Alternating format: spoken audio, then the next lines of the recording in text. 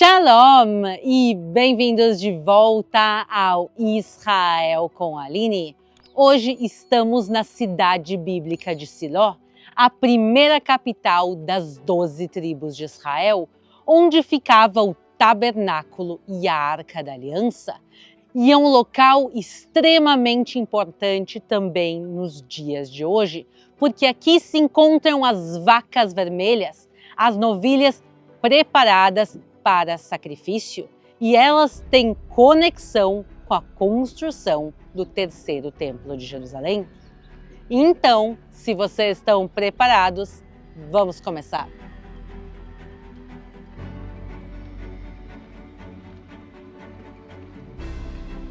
A história deste local começa há mais de 3.000 anos atrás, quando o povo de Israel era dividido em 12 tribos. As tribos viviam lado a lado, mas elas eram auto-administradas. Cada uma cuidava de si e do seu próprio território.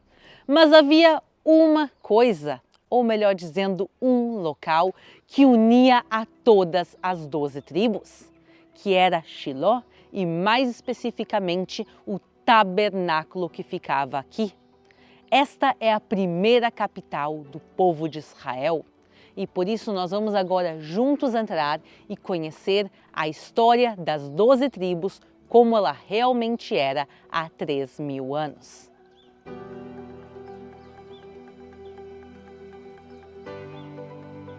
A história de Siló e do tabernáculo começa bem longe daqui. Ela começa no meio do deserto, no Monte Sinai. Quando Moisés sobe ao Monte Sinai, Deus ordena a ele que seja construído um tabernáculo. E Deus também explica exatamente como ele quer que seja feito esse tabernáculo. Os utensílios, os sacrifícios, os tamanhos, tudo é muito bem explicado. E o tabernáculo vai ser como um templo móvel que vai acompanhar o povo de Israel pelos 40 anos que eles vagaram no deserto. E depois, finalmente, de 400 anos de escravidão, 40 anos no deserto, o povo de Israel entra na terra de Canaã, na terra prometida, e com eles a Arca da Aliança e o tabernáculo. E eles trazem ela até aqui e vai ficar em Siló por mais de 300 anos. E então Siló se transforma no coração espiritual das 12 tribos de Israel. Ela vai funcionar como uma espécie de capital, a primeira capital do povo de Israel. E 3 vezes por ano as tribos subiam a ele. Em Pesach, Sukkot e Shavuot, a Páscoa judaica, Tabernáculos e Pentecostes, o povo subia para vir ao tabernáculo para fazer os sacrifícios e ofertas a Deus. E Siló foi escolhido também como a capital devido à sua localização geográfica. Vejam onde nós estamos em relação às 12 tribos de Israel. Estamos no meio da Judeia e da Samaria, no que hoje em dia é conhecido como Cisjordânia.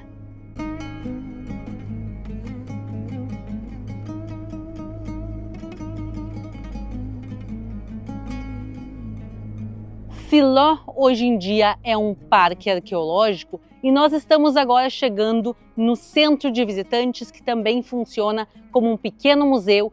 E na próxima visita de vocês a Israel, não deixem de visitar Siló. A entrada paga ela custa 39 shekel, o que dá por volta de $12 ou R$60. E se vocês estão planejando uma viagem, eu recomendo vocês usarem a Nomad. Ela é uma conta global 100% digital e aceita em mais de 180 países. Assim vocês viajam de uma maneira mais segura e econômica. A cotação é no câmbio comercial, que é o melhor do mercado, e vocês não precisam pagar uma fortuna de IOF como nos cartões de crédito. Assim vocês economizam até 10% nas compras em Israel e é super prático. Então baixe agora a app da Nomad e use o cupom Aline e assim você ganha até $20 de cashback na sua primeira remessa de câmbio. Vocês podem escanear o QR Code da tela ou ir aqui no link na descrição e no primeiro comentário. E agora vamos juntos entrar no centro de visitantes.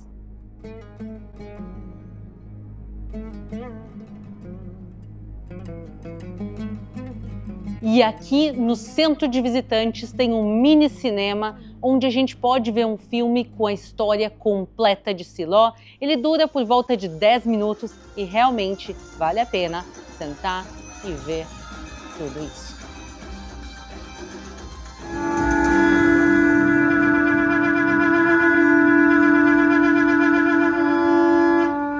Ao longo de séculos, milhões de pessoas fizeram este mesmo caminho. E quando eles chegavam aqui, eles viam este local. Logo ali ficava o tabernáculo, ficava a Arca da Aliança dentro do Santo dos Santos. E as tribos iam ali e faziam os sacrifícios. E parte dos sacrifícios eram comidos pelas próprias pessoas. Então eles pegavam a carne do sacrifício, colocavam em cima de pratos e de utensílios e se afastavam para comer. Onde se comiam os sacrifícios? Em qualquer local de onde se pudesse ver o tabernáculo. Então, literalmente aqui onde nós estamos e também em todas as colinas em volta. E depois que as pessoas terminavam de comer, elas voltavam para casa. Mas o que se faziam com esses pratos, com esses utensílios? Imagine um prato sobre onde se comeu o cordeiro pascal. Tu não pode usar ele depois no teu dia a dia na tua casa. Esses utensílios eram proibidos de se usar em outros locais. E por isso, depois que as pessoas terminavam de comer até o final da comida do prato, eles literalmente chegavam aqui e quebravam os pratos. Então, não é de se surpreender que quando a gente chega aqui e olha para o chão, o que a gente vê? A gente vê literalmente milhões de pedaços de cerâmica. Vejam só aqui onde eu parei, quantos há. Isso aqui são pratos, copos, utensílios que foram usados pelas 12 tribos de Israel. E agora vamos até o tabernáculo, entrar nele, entender qual é a conexão entre ele e a vaca vermelha e depois nós iremos ver com os nossos próprios olhos a vaca vermelha e toda a questão da preparação do terceiro templo.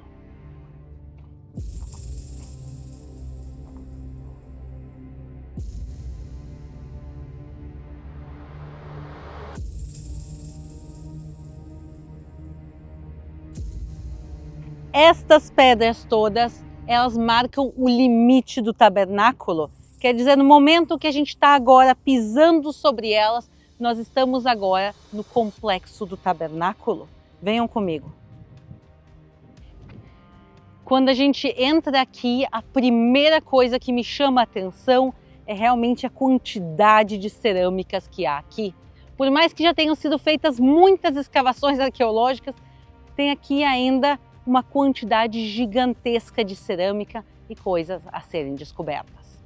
Então nós estamos agora no pátio do tabernáculo. Aqui em algum ponto ficava o altar onde eram feitos os sacrifícios.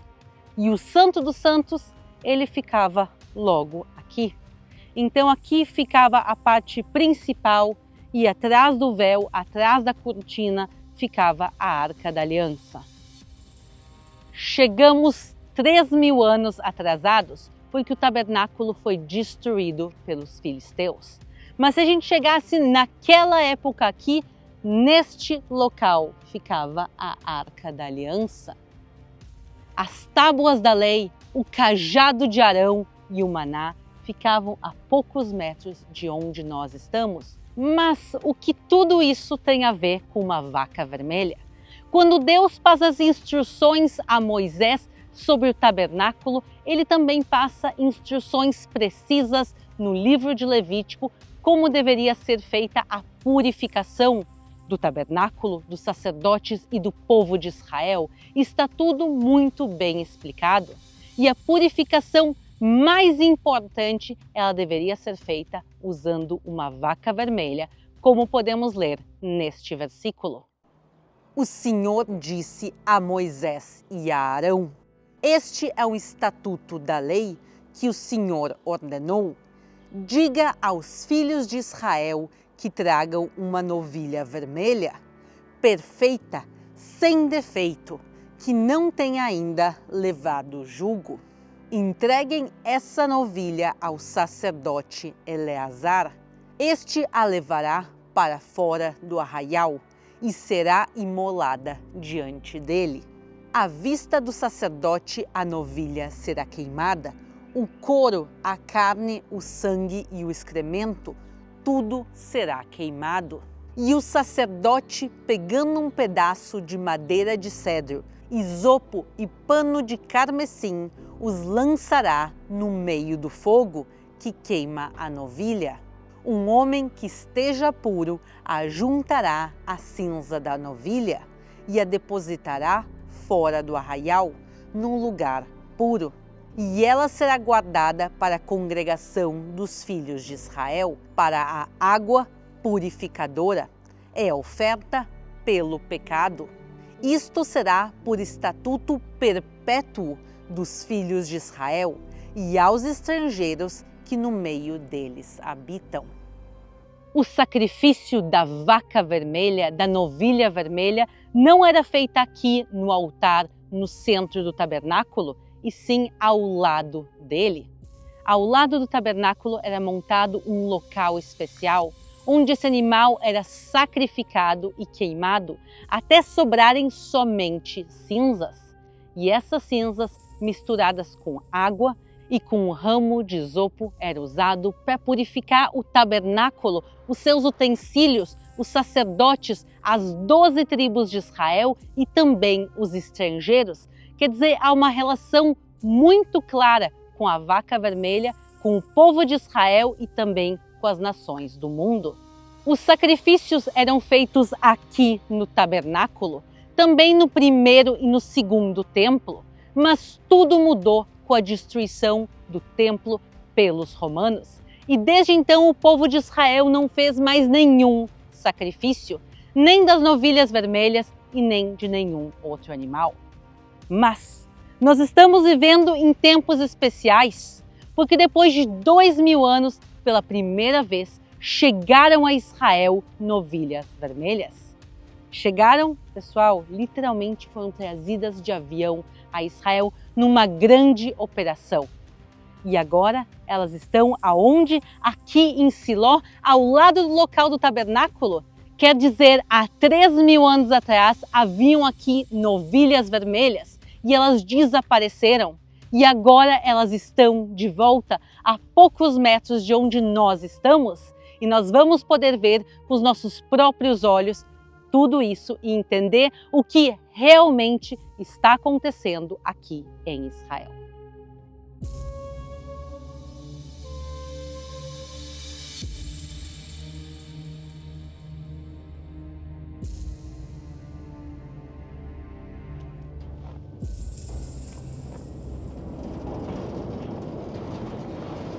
Uau!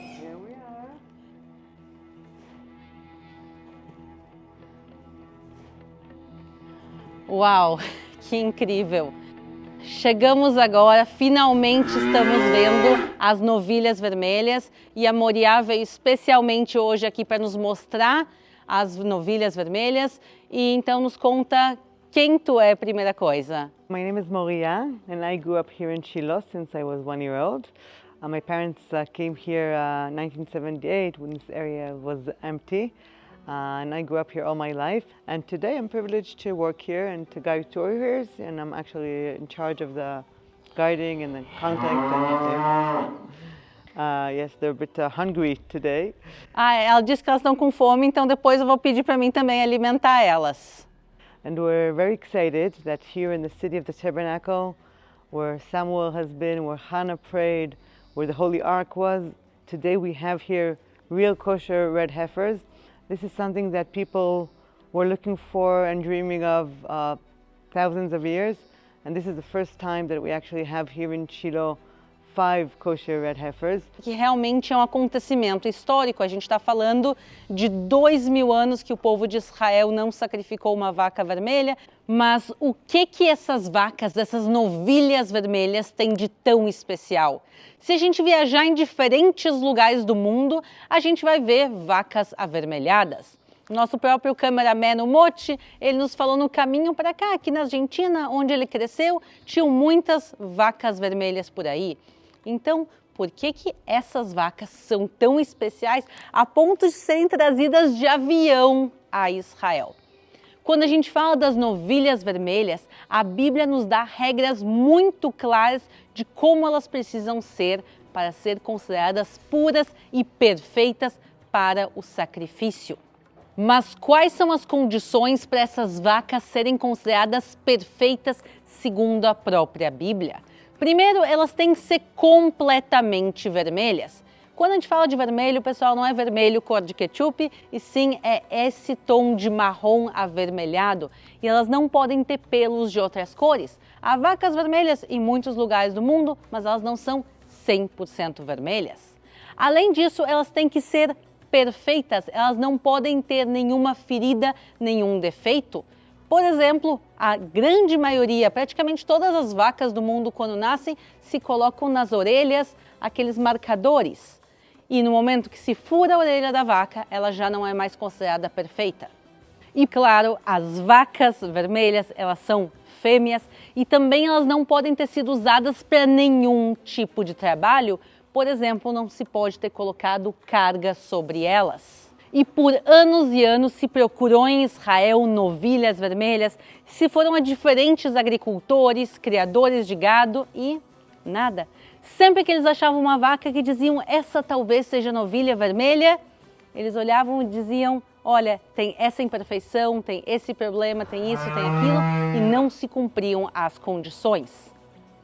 Então, como a gente sabe que essas vacas cumprem, venham comigo.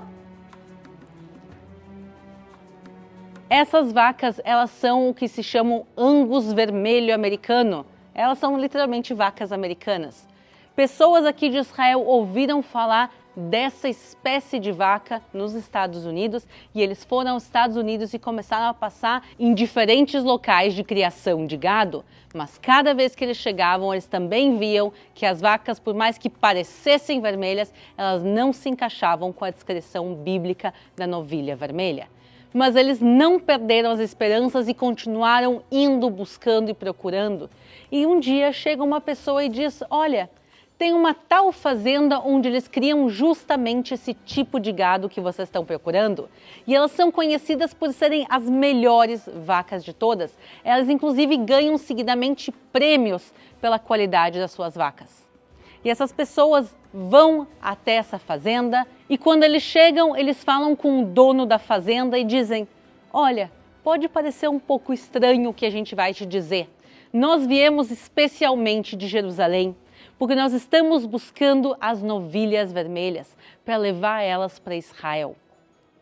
E o agricultor diz o seguinte, não soa estranho, eu sou cristão. E há 30 anos atrás, quando eu criei essa fazenda, eu escolhi justamente essa espécie porque um dia eu pensei que talvez elas poderiam ajudar ao terceiro templo de Jerusalém. E todo mundo começou a ficar emocionado, mas eles disseram, ok, falta o mais importante, falta ver se essas novilhas, essas vacas, realmente uma pelo menos se encaixa com o que a gente precisa.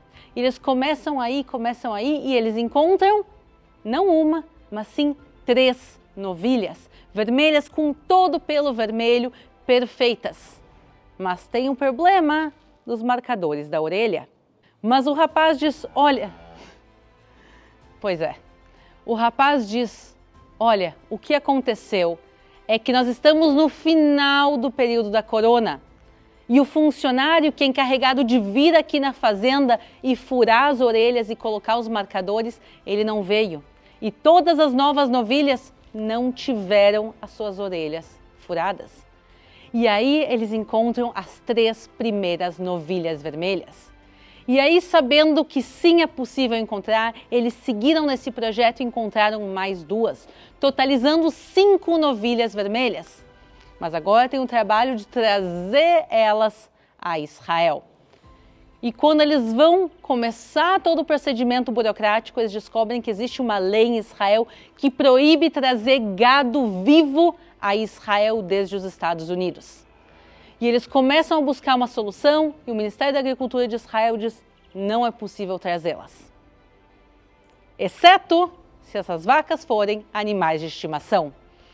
Pois é, trazer gado para Israel é proibido, mas é permitido importar animais de estimação. Então, as 5 vacas elas foram adotadas como animais de estimação.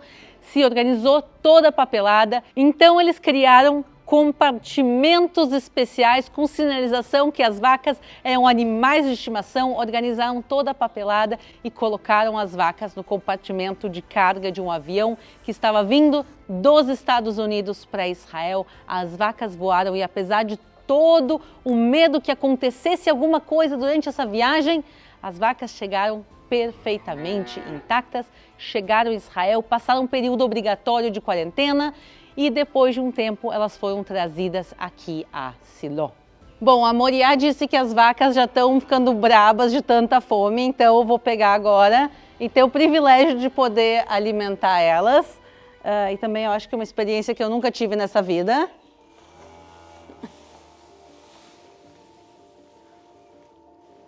Vamos lá, não é todo dia que se pode alimentar vacas tão especiais.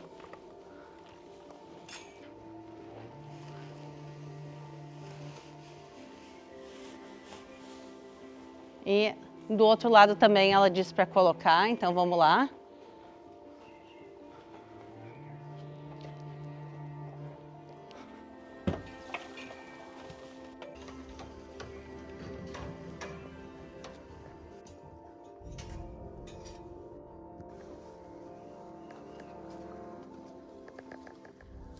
Elas estão aqui animadas porque tem que dar também a ração delas.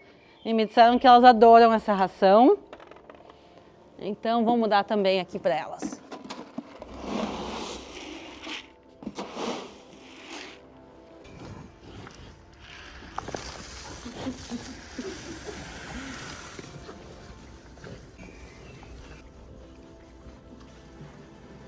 Vocês podem ver que no total há 5 novilhas vermelhas, mas tem uma novilha que é diferente de todas as outras, a novilha que está justamente lá naquela ponta. Eles chamam ela de Nechama, que significa consolação, esse é o nome que ela ganhou. Mas por que ela é diferente de todas as outras? Porque justamente ela é completamente perfeita. Quer dizer, todas as novilhas aqui elas são consideradas puras, elas podem ser usadas para sacrifício, mas a Nechama, que é a que está aqui, venham comigo, dá oi para ela. Ela é realmente perfeita, vocês podem também ver a cor dela, não tem que cuidar que não se pode tocar nelas. Mas quando a gente fala uma novilha vermelha, não é tipo o vermelho de uma cor de canetinha, e sim são vacas na realidade ruivas. Então, entre todas, essa realmente é considerada pela população aqui local e por todos os cuidadores aqui de Shiló, ela é considerada a mais especial de todas.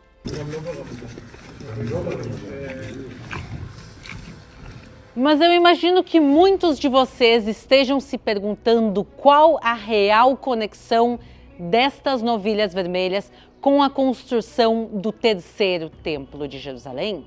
Desde a destruição do Templo de Jerusalém, há muitos dentro do povo de Israel que sonham em reconstruir o terceiro Templo de Jerusalém. Mas deixa eu ser bem clara e enfática aqui, a construção do terceiro templo, do edifício físico, ainda não começou e não tem data para começar. Mas muitas coisas em torno do templo sim já estão em andamento e nós já mostramos várias aqui também no canal. Por exemplo, a planta baixa do terceiro templo, também os utensílios a serem usados dentro dele e agora também as vacas vermelhas. A Bíblia nos fala da importância do sacrifício da novilha vermelha.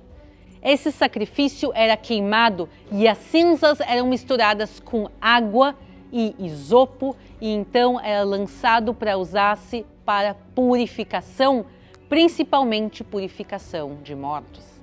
E essa purificação era feita sobre o povo, também sobre os sacerdotes, sobre os utensílios do templo e sobre o próprio templo. Então, se a gente fala agora, por exemplo, do Instituto do Templo, que tem os utensílios para o terceiro templo, os utensílios estão prontos. Mas falta uma coisa, falta purificar eles para que eles possam ser usados no futuro. Então, as novilhas vermelhas são sim uma peça fundamental de um futuro terceiro templo. Então, Aline, estas são as vacas, estas são as novilhas que serão sacrificadas no terceiro templo de Jerusalém? E a resposta é não. O sacrifício da novilha vermelha, como nós falamos, era feito do lado de fora do templo. Ainda mais que isso, do lado de fora da cidade de Jerusalém. As novilhas não eram o sacrifício do templo de Jerusalém, e sim o sacrifício para o templo de Jerusalém. O sacrifício era feito do lado de fora, as cinzas eram usadas para a purificação do templo. Então, o sacrifício da novilha vermelha é um passo para o terceiro templo de Jerusalém, mas não será feito dentro dele. O evento da novilha vermelha era uma coisa tão especial que em toda a história bíblica, de Moisés até a destruição do segundo templo de Jerusalém, houveram somente 9 vacas vermelhas que realmente foram sacrificadas e suas cinzas usadas. Então era um evento muito especial e raro mesmo nos tempos bíblicos. E aqui então nós somos também testemunhas desse evento tão especial. Mas o principal motivo por que nós viemos aqui no dia de hoje é saber o que vai acontecer no futuro próximo, talvez no futuro distante, o que realmente são os planos para essas vacas vermelhas, para as novilhas vermelhas ligadas ao terceiro templo de Jerusalém. Infelizmente tem muita fake news, tem muita bobagem rolando na internet, principalmente em relação a essas novilhas. Então a gente veio aqui pessoalmente, a gente viajou até Shiló, a gente viajou aqui para ver elas, para ver, mostrar para vocês e saber realmente quais são os planos das pessoas daqui para as novilhas no futuro. So we want to be ready to breed some of them and to have here in Israel a small herd of red heifers. And when the time is ready to do the ceremony, when the time will be ready, we don't know. It's up to God. It's like we were waiting 2,000 years to come back to our forefathers' land. We didn't know when it's going to happen, but suddenly it just happens. And same thing about the red heifers.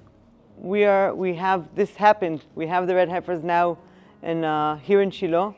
When it's going to be the right time, it's God will decide. We want it to be in a peaceful way. We want it to be agreed upon the rabbis, upon the Israeli community, upon the whole world. It will be something agreeable and peaceful that will bring light and love to the world. Vocês estão ouvindo aqui as informações verdadeiras. Primeiro, as novilhas sim estão em Israel. A gente tem 5 novilhas aqui, bem empolgadas comendo no momento, mas as novilhas estão em Israel. Elas existem e elas estão prontas para o sacrifício.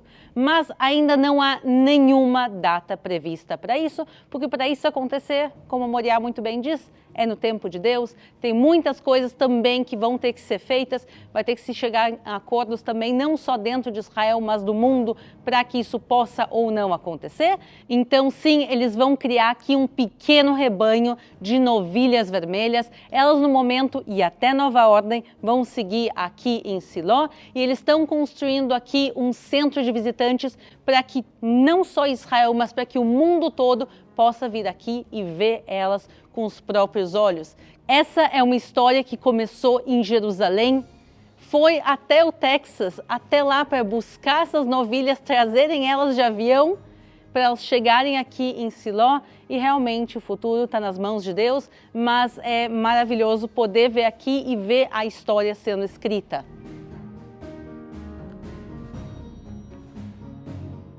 Eu quero te agradecer, Moriá, por ter aberto as portas desse local para a gente, por nos contar toda essa história.